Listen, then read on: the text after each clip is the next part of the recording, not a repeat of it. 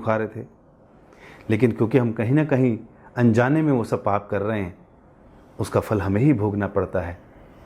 इसलिए अगर पापों से बचना है तो एकादशी का व्रत करना चाहिए।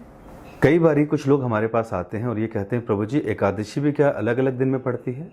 क्योंकि घर के मंदिरों के पास एकादशी का दिन कुछ और होता है और इस्कॉन से जो मैसेज आता है वो उसके अगले दिन होता है, तो हमें कौन सी एकादशी रखनी चाहिए? जी हाँ, बिल्कुल सही प्रश्न है। हम आपको बताना चाहेंगे कि एकादशी दो प्रकार की होती है। एक होती है संपूर्ण एकादशी और दूसरी होती है विधा एकादशी। संपूर्ण एकादशी वो एकादशी है जिसमें दशमी और द्वादशी का कोई मिश्रण नहीं होता। दशमी का मतलब 10वें दिन का और द्वादशी मतलब 12वें दिन का। उन दोनों दिनों की कोई भी उसके अंदर मिश्रण नहीं होता, इसलिए वो संपूर्ण एकादशी कहलाती है। अर्थात एकादशी ही के दिन से शुरू, एकादश के ही दिन खत्म। तो ऐसी एकादशी को संपूर्ण एकादशी कहते हैं। जो विधा एकादशी है वो दो प्रकार की होती है। एक होती है पूर्व विधा एकादशी और एक होती है पर विधा एकादशी। जो पूर्व विधा एकादशी है वो एकादशी का जो दिन है, जो सूर्य उदय होता है, उससे 1 घंटा 36 मिनट के बीच में जो पहले अगर दशमी का मिश्रण है अंश मात्र भी, तो वो पूर्व विधा एकादशी हो जाती है।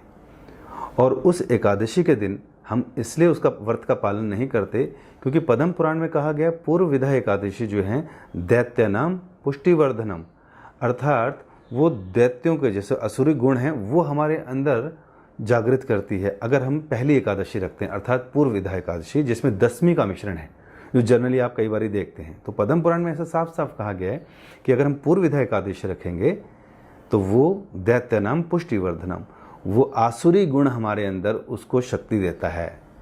इसलिए हम देखते हैं कई बार लोग इतनी भक्ति पूजा पाठ कर रहे हैं लेकिन पूर्व विधा एकादशी रख रहे हैं तो उनके जीवन में ज़्यादा बदलाव नहीं आता, उनके अच्छे गुण नहीं होते और जो आसुरी गुण हैं काम, क्रोध, लोभ, मोह, मद, मात्सर्य, ये बढ़ते जाते हैं।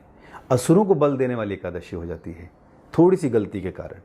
लेकिन अगर हम पर विधा एकादशी रखेंगे, अर्थात एकादशी का मिश्रण द्वादशी के साथ है अगले दिन, तो ये पर विधा एकादशी हो जाती है।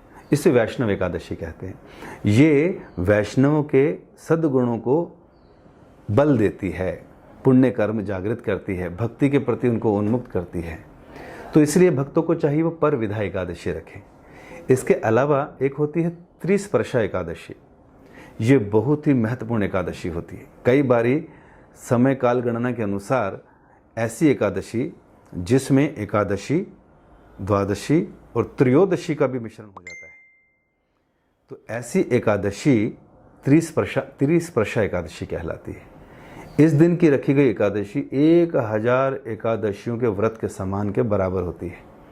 इसलिए जब कभी ऐसी त्रिस्पर्शा एकादशी आए तो भक्तों को वो भी करनी चाहिए।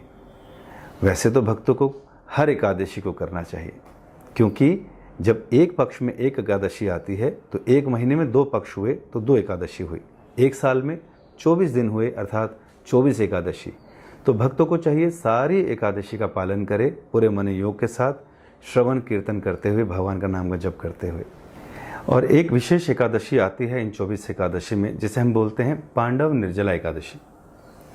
नाम सुनते ही कुछ ना कुछ ज्ञान तो हो गया होगा। निर्जला मतलब ये ऐसी एकादशी है जिस दिन लोग निर्जल रहते हैं। इसके पीछे भी एक छोटी कथा है। भगवान कृष्ण